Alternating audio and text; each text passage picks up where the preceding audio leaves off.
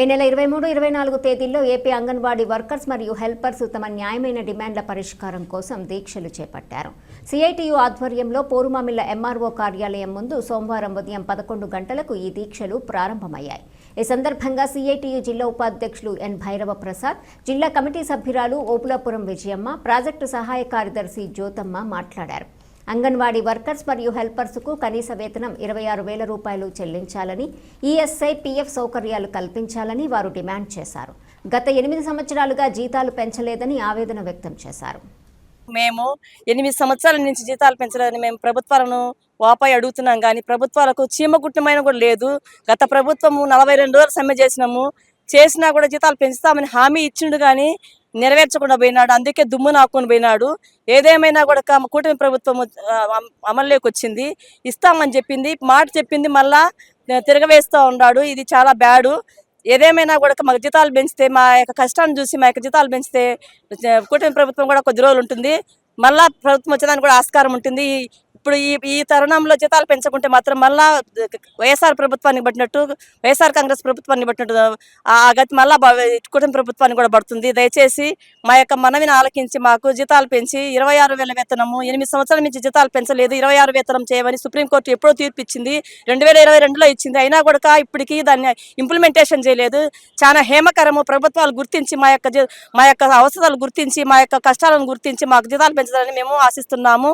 Thank you very much. అందరికీ నా పేరు ఎన్ భైరవ ప్రసాద్, సిఐటియు జిల్లా ఉపాధ్యక్షుని. ఈరోజు మన రాష్ట్రంలో ఏపీ అంగన్వాడీ వర్కర్స్ హెల్పర్స్ సంబంధించినటువంటి దీక్షలు జరగబోతున్నాయి. ఈరోజు 23వ తేదీ, ఈ 23 నుంచి 24 వరకు అన్ని మండల రెవెన్యూ ఆఫీసు ముందు, అదేవిధంగా ఉన్నటువంటి ఐసిడిఎస్ ఆఫీసుల ముందు జరుగుతున్నాయి. కారణం, ముఖ్య ఉద్దేశం ఏంటంటే, గత ప్రభుత్వము వైఎస్ఆర్సీపీ పార్టీ ఉన్నప్పుడు అంగన్వాడీ వర్కర్లు పెద్ద ఎత్తున తమ సమస్యలు పరిష్కారం చేయాలని చెప్పేసి జీతాలు పెంచాలని 42 రోజులుగా దీక్షలు చేస్తే, ఆ రోజు ఇప్పుడున్నటువంటి ప్రభుత్వం ఆ రోజు ప్రతిపక్షంలో ఉండి అన్ని అంగన్వాడీ సెంటర్లకు, దీక్షా శిబిరాలకు వచ్చి, అమ్మా మేమున్నాం, అంగన్వాడీ అక్కలు, అంగన్వాడీ చెల్లెలు, మీకు మేము ఖచ్చితంగా జీతాలు పెంచుతాం, మా కోట ఏమని చెప్పేసి ఆ రోజు పలికిన పలుకులు ఈరోజు లేక, ఈరోజు అంగన్వాడీ వర్కర్లకి ఏ రూపాయి పెంచకుండా దుర్మార్గంగా సీట్లలో కూర్చొని ఏసీలలో తిరుగుతున్నారు.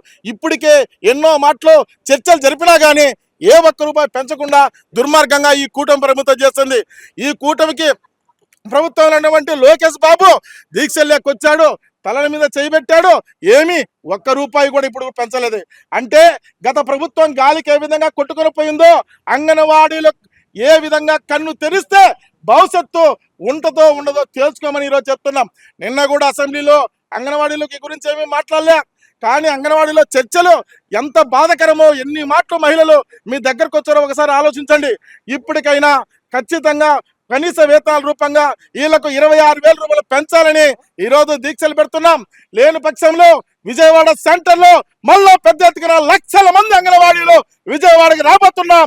మీ కథ తెలుస్తాం, మీ అంతు తెలుస్తాం. భవిష్యత్తులో మళ్ళా మీరు కొట్టుకుని పోయేదానికి అవకాశం ఉంటుంది. అంగన్వాడీలను గౌరవించండి, అంగన్వాడీ అక్కలను గౌరవించండి, వాళ్ళ జీతాలు పెంచండి, వాళ్ళ కష్టాలు చూడండి. 24, 25 రిజిస్టర్లను వాళ్ళకి ఇప్పటికే వాళ్ళు తలభారం పెట్టారు, ఎన్నో పనులు పెట్టారు, ప్రభుత్వాలకు సంబంధించిన పనులు పెట్టారు, యాప్లు పెట్టారు. ఇవన్నీ చాలా దుర్మార్గం. ఇప్పటికైనా ఆలోచించి వాళ్ళ కనీస వేతనాలు పెంచాలి, వాళ్ళ జీతాలు పెంచాలని చెప్పేసి ఈ దీక్షల సందర్భంగా మేము తెలియజేస్తూ ఉన్నాం. CITU AP anganwadi workers senior.